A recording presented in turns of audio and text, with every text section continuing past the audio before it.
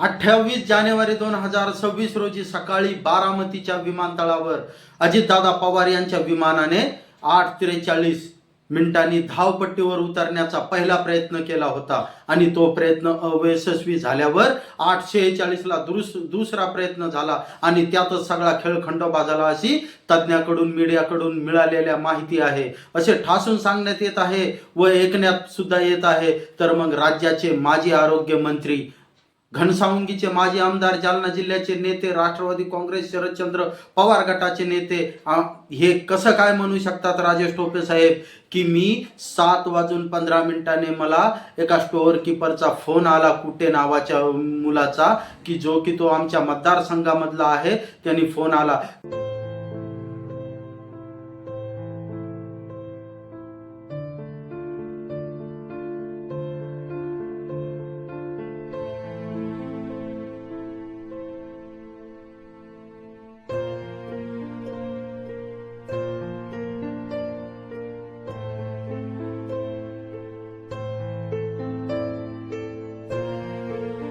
कॅमेऱ्याच्या आधारे, पूर्ण मीडियाच्या आधारे 8:46 8:45 ची माहिती आहे सकाळची आणि राजेश टोपे यांना माहिती 7:15 मिळती कशी।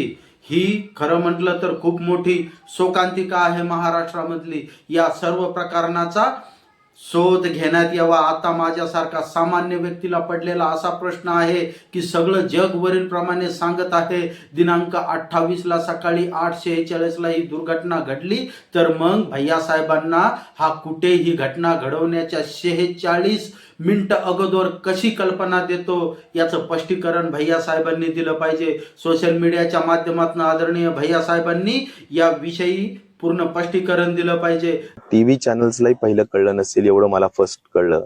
त्याचं कारण असं की आपल्या तालुक्यातला एक मुलगा बारामतीच्या एअरपोर्टवर स्टोअर विभागात काम करतो, हिसवनचा कुटे नावाचा, आणि त्याचा मला अगदी 7:15 7:30 ला फोन आला आणि त्या फोननी मी जागा झालो आणि मी उठून पाहिजे आहे की सीसी कॅमेरा हा दाखवत आहे 8:46 8:45 आणि राजेश टोपे यांना ही माहिती 7:15 मिळते कशी। या सर्व प्रकाराचा राजेश टोपेंनी पुरावा द्यावा किंवा स्पष्टीकरण द्यावं ही जनतेतून भावना आहे।